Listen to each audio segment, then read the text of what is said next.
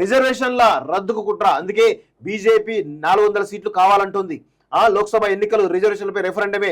మోడీ రాకముందు మన దేశ అప్పు 54 లక్షల కోట్లు, 10 ఏళ్లలో ఆయన 113 లక్షల కోట్లు అప్పు చేశారు. డబుల్ ఇంజన్ అంటే అదాని ప్రధాని. మరి అదాని తోటి అంటగాగినటువంటి నువ్వు అదాని కొడుకుతోటి ఈరోజు పెద్ద ఎత్తున చైనాకా ఇటు పోయిండు, చైనాకి కదా, చైనాకి పోయి రాసుకొని పూసుకొని ఇక్కడికి వచ్చి అదాని కలిసి చేతిలో చేసుకుని ఫోటోలు తీసే సందర్భాలు లేవా?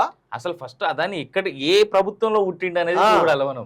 మరి అది కూడా మాట్లాడారు. అదాని అసలు ఏంది? సరే 10 సంవత్సరాల ముందు అదానిది జీరో నబ్బిచ్చాడు ఏమన్నా?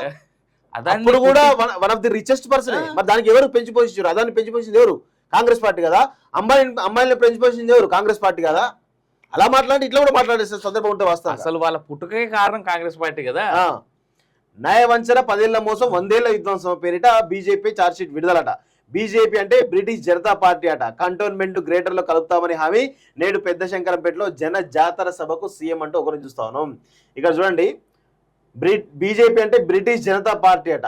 అసలు ఎవరైనా నమ్ముతారా? అసలు బ్రిటిష్ సంబంధించినటువంటి దాంట్లో ఈరోజు కాంగ్రెస్ పార్టీ ప్రధానంగా చూస్తారు వాస్తవంగా. నెహ్రూ కానీ ఇంకా మిగతా విషయాలు కానీ ఈరోజు బ్రిటిష్ వాళ్ళతో ఎక్కువ సాహసం చేసిన దాంట్లో వీళ్ళే ఉంటారు వాస్తవంగా చెప్పాలంటే. కాంగ్రెస్ సంబంధించిన కుటుంబ సభ్యులు ఎక్కువ ఉంటారు వాస్తవంగా. అండ్ ఇంకోటి ఏందన్నా, బ్రిటిష్ వాళ్ళు వెళ్ళిపోతే అసలు కాంగ్రెస్ పార్టీ నిర్వీణం చేయండి మీరు, ఈ దేశానికి ఇంకా కాంగ్రెస్ అవసరం లేదని చెప్పిపోయింది. మన చరిత్ర అదే చెప్తుంది మనకి.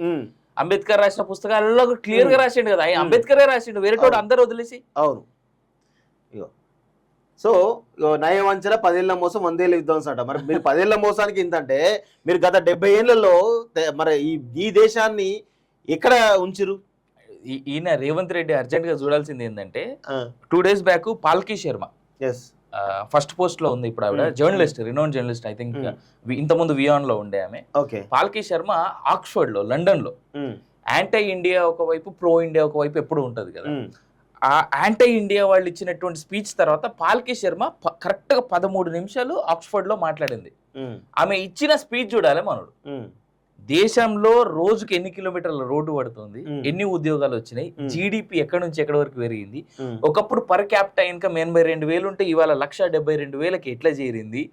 ఇవే కాకుండా ప్రపంచం అంతా మోడీ వైపు ఎందుకు చూస్తుంది, రష్యా ఉక్రెయిన్ యుద్ధంలో మోడీ ఆ 2 దేశాలకు ఎట్లా హెల్ప్ చేసిండు, ఇలా మిగిలిన దేశాలన్నీ కూడా సహాయం కోసం మోడీ వైపు ఎందుకు చూస్తున్నాయి అంటే భారతదేశం వైపు. ఇక్కడ మోడీ అని ఎందుకంటున్నా అంటే మోడీ చరిష్మా పెరిగింది కాబట్టి భారతదేశం వైపు ఎలా చూస్తున్నాయని ఆమె 13 నిమిషాలు ఏకధాటిగా మాట్లాడిన విధానం ఏదైతే ఉందో చాలా అద్భుతం. రేవంత్ రెడ్డి లాంటి వాళ్ళు చాలా మంది చూడాలి.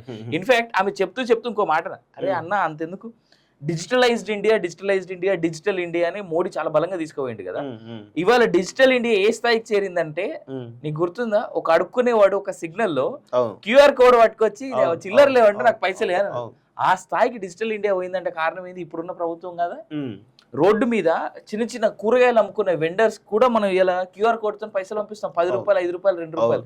కొత్తిమీర కట్ట కొనుక్కొని కూడా మనం క్యూఆర్ కోడ్ తో పంపిస్తాం. దాని డెవలప్మెంట్ ఎవరి వల్ల అయింది?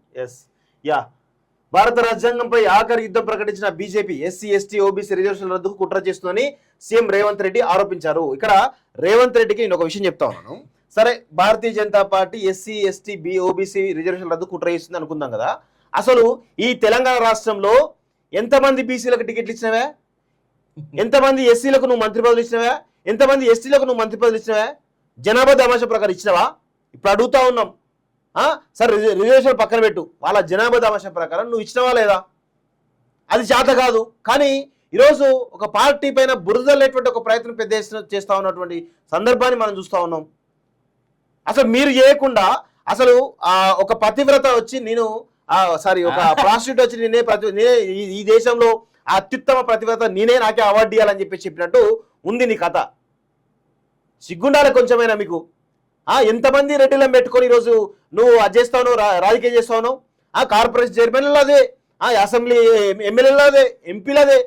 ఖమ్మంలో, నల్గొండలో గెలిచేటువంటి సీట్లలో బీసీలకు ఇవ్వచ్చు కదా, ఇయ్యరు. అక్కడ కూడా మీరే ఆధిపత్యం చెలాయించాలి. అసలు రఘురామారెడ్డికి సంబంధించినటువంటి దాంట్లో కావచ్చు, రఘువీర్ రెడ్డికి సంబంధించిన దాంట్లో కావచ్చు, ఏంది వాళ్ళకున్న క్రెడిబిలిటీ ఏంది? అంతకు మించిన లీడర్లు నల్గొండలు లేరా బీసీలు? పున్నా కైలాష్ నేత అని చెప్పేసి నల్గొండకు సంబంధించినటువంటి వ్యక్తి, ఉద్యమకారుడు, 100 కేసులు ఉంటాయి తెలంగాణ రాష్ట్రంలో, చాలా కీలక పాత్ర పోషించిన బిడ్డ, ఆయనకు టికెట్ ఇయ్యారు. సిగ్గుండాలు గెలిచే సీట్లలో కూడా కలిసి బీసీలకు ఇవ్వాలన్నటువంటి సోయిలేని చాతగాని దద్దమ్మలు మీరు ఇప్పుడు వచ్చి రిజర్వేషన్ తీసేస్తారని చెప్పి మాట్లాడుతూ ఉన్నారు. కేవలం ఓట్ల కోసమే కదా. మీకు నిజంగా ఆయా వర్గాలపై చిత్తశుద్ధి ఉంటే ఆ వర్గాలకు సంబంధించినటువంటి దాంట్లో రాజ్యాధికారం ఇయ్యకుండా ఈ విషయమైన డ్రామాలు ఆడి ప్రజలు డైవర్ట్ చేసే ప్రయత్నం చేస్తా ఉన్నారు. దయచేసి ప్రజలారా గమనించండి. ఇదంతా కూడా నిజంగా వీళ్ళకు చిత్తశుద్ధి ఉంటే రాజ్యాధికారం బీసీ ఎస్సీ ఎస్టీలకు ఇవ్వాలి కదా. ఎందుకు ఇవ్వట్లేదు? ఇది తెలవాలి. తెలియకుండా మనం వీళ్ళు వచ్చి మాట్లాడుతూ ఉంటే మనం వింటా ఉంటాం. ఇంకా పార్లమెంట్ ఉభయ సభల్లో ప్రతిపక్షాలను అదిరించి బెదిరించి ఓటు బలంతో రిజర్వేషన్ రద్దుకు కంకరం కట్టుకుందని మండిపడ్డారు. రిజర్వేషన్లు ఉండాలా వద్దా అనే అంశంపై రెఫరెండమే ప్రస్తుత ఎన్నికలని ఆయన పేర్కొన్నారు. బీజేపీకి వేసే ప్రతి ఓటు రిజర్వేషన్లు తీసేయడానికి ఉపయోగపడుతుందని అంటున్నారు. సో ఇక్కడ కాంగ్రెస్ పార్టీకి ఓటు వేయాలని కోరారు. గురువారం గాంధీ భవన్ లో టీపీసీ ఆధ్వర్యంలో ఏర్పాటు చేసిన కార్యక్రమంలో ముఖ్య అతిథిగా పాల్గొన్న రేవంత్ రెడ్డి, పార్టీ వ్యవహారాల incharge Deepdas Munshi, deputy CM Bhatti బంతులు కొండ వీళ్ళందరూ పాల్గొని చెప్పేసి చెప్తా ఉన్నారు. పాపం బట్టి విక్రమార్క అయితే కేవలం పేరుకే డిప్యూటీ సీఎం. ఆ గతంలో కేసీఆర్ హయాంలో మంత్రులంతా ఏ విధంగా ఉన్నారో ఏది కేవలం ఒక రబ్బర్ స్టాంప్ లో ఉన్నారు. అదే విధంగా ఇప్పుడు బట్టి లాంటి వాళ్ళకు 2-3 ఉన్నారు. వాస్తవం ఓన్లీ ఎమ్మెల్యే స్థాయి కంటే దారుణంగా చూస్తున్నారు ఆయన పాపం. ఎస్, రిజర్వేషన్ల రద్దుకు కుట్ర. అందుకే బీజేపీ 400 సీట్లు కావాలంటుంది. లోక్సభ ఎన్నికలు రిజర్వేషన్లపై రెఫరెండమే. మోడీ రాకముందు మన దేశ అప్పు 54 లక్షల కోట్లు. 10 ఏళ్లలో ఆయన 113 లక్షల కోట్లు అప్పు చేశారు. డబుల్ ఇంజన్ అంటే ప్రధాని. మరి అదాని తోటి అంటగాగినటువంటి నువ్వు అదాని కొడుకుతోటి ఈరోజు పెద్ద ఎత్తున చైనాకా ఇటు పోయిండు. చైనాకి కదా, చైనాకి పోయి రాసుకొని పూసుకొని ఇక్కడికి వచ్చి అదాని కలిసి చేతిలో చేసుకుని ఫోటోలు తీసే సందర్భాలు లేవా? అసలు ఫస్ట్ అదాని ఇక్కడ ఏ ప్రభుత్వంలో పుట్టిండు అనేది చూడాలి మనం. మరి అది కూడా మాట్లాడారు. అదాని అసలు ఏంది? సరే 10 సంవత్సరాల ముందు అదానిది జీరో నబ్బిచ్చాడు ఏమన్నా? అప్పుడు కూడా one of the richest person. మరి దానికి ఎవరు పెంచి పోషించారు? అదాన్ని పెంచి పోషించింది ఎవరు? కాంగ్రెస్ పార్టీ కదా. అమ్మాయిని పెంచి పోషించింది ఎవరు? కాంగ్రెస్ పార్టీ కదా. అలా మాట్లాడి ఇట్లా కూడా మాట్లాడే సందర్భం ఉంటే వస్తాం. అసలు వాళ్ళ పుట్టుకే కారణం కాంగ్రెస్ పార్టీ కదా. న్యాయవంచన 10 ఏళ్ల మోసం 100 ఏళ్ల విధ్వంసం పేరిట బీజేపీ ఛార్జ్షీట్ విడుదలట. బీజేపీ అంటే బ్రిటిష్ జనతా పార్టీ అట. కంటోన్మెంట్ గ్రేటర్ లో కలుపుతామని హామీ. నేడు పెద్ద శంకరంపేటలో జన జాతర సభకు సీఎం అంటూ ఒకరు చూస్తా ఉన్నాం. ఇక్కడ చూడండి, బీజేపీ అంటే బ్రిటిష్ జనతా పార్టీ అట.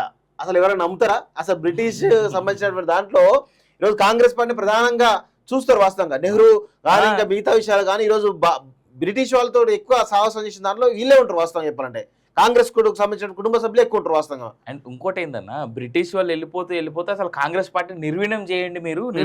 ఈ దేశానికి ఇంకా కాంగ్రెస్ అవసరం లేదని చెప్పిపోయింది. మన చరిత్ర అదే చెప్తుంది మనకి. అంబేద్కర్ రాసిన పుస్తకాలలో క్లియర్ గా రాసిండు కదా. అంబేద్కరే రాసిండు, వేరేటోడు అందరు వదిలేసి. అవును. ఇగో సో నయవంచన 10 ఏళ్ల మోసం 100 ఏళ్ల విధ్వంసం అట.